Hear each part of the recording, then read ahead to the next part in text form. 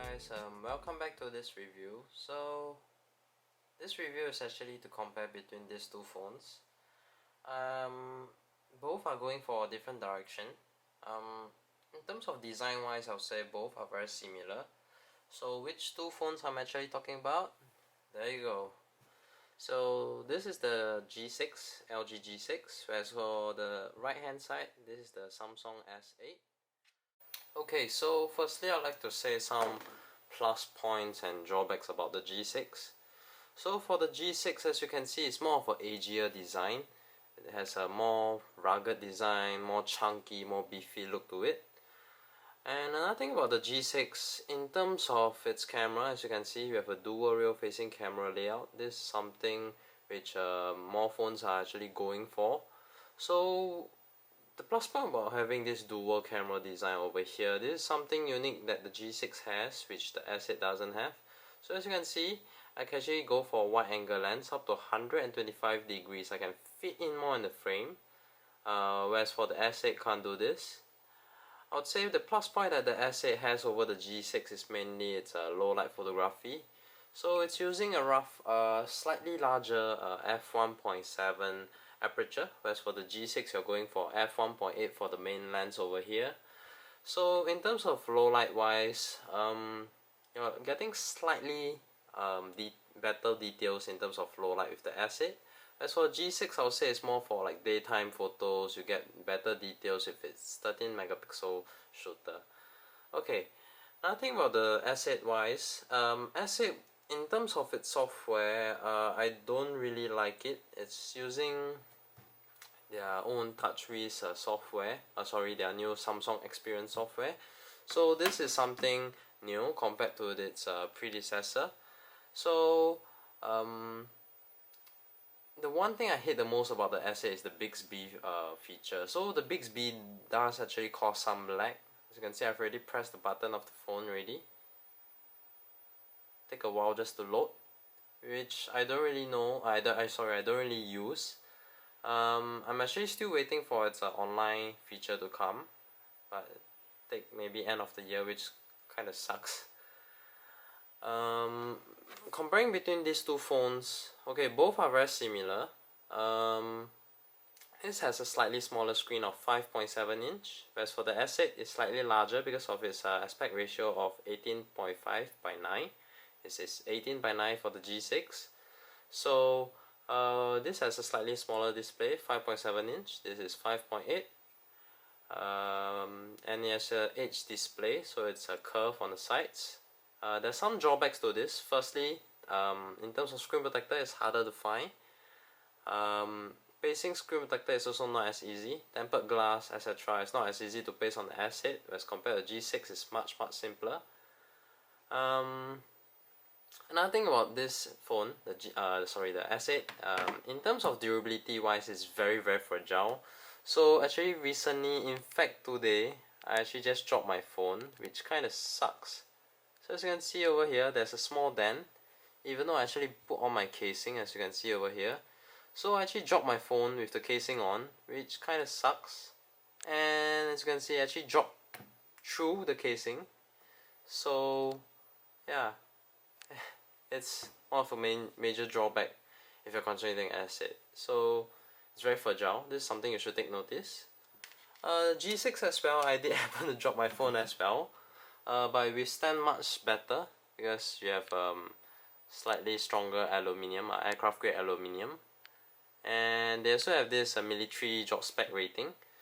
Okay, drawbacks about G6 I'll say is mainly in terms of its processor. So it's running an older processor, Snapdragon 820. So even though you have a slightly larger battery of 3300 mAh, frankly speaking, you're looking about the same battery life between the S8 as well.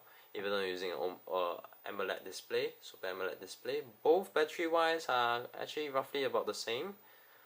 When you're comparing about these two, for me this is a Singapore set G6. So the difference between Singapore set and let's say for example overseas set like from US, you're getting a 64GB internal storage with a 32-bit hi-fi quad DAC, but you're lacking things like your wireless charging, and yeah, that's about it.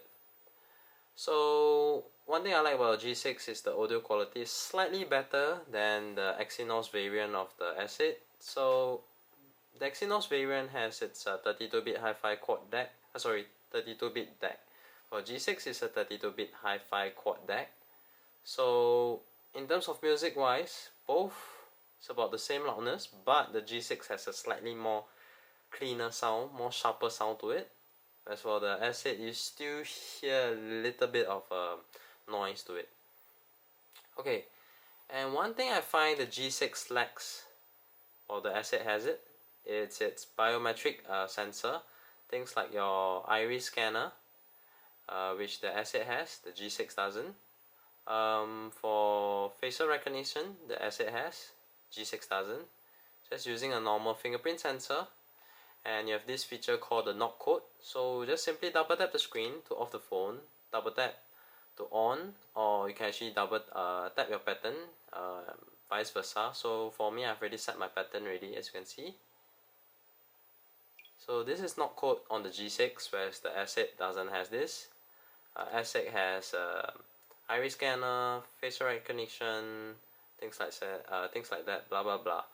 But when comparing the fingerprint sensor wise, I would say both phones, if you're comparing fingerprint sensor, the G6 has a slightly better location when compared to S8. As you can see, it will smudge the camera lens. The G6 is much more easier to assess. Even though with me, with my bigger hands, stubby hands actually, it's nicer to actually assess with the G6. Okay, other things to compare. Okay, pricing wise, the G6 is actually more affordable. This is something which I like. It's more affordable when compared to the S8. In my country, it's roughly $300 to $200 difference between these two phones. So if you want a more stronger, more tougher phone, I would say go for a G6. Especially if you love audio, this is something you should consider. If you're going for design, I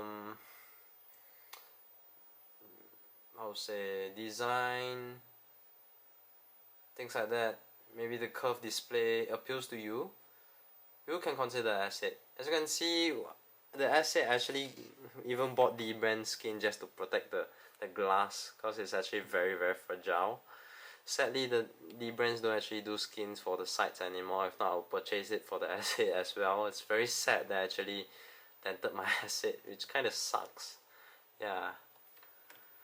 Anyways, this is sort of like rant comparison. I hope you guys enjoyed this video. Do give it a thumbs up. This is actually somewhat of a proper video since quite a while. If you guys enjoyed this video, give it a thumbs up and let me know what you know more about these two phones. I'll update you guys. Anyways, thanks and goodbye.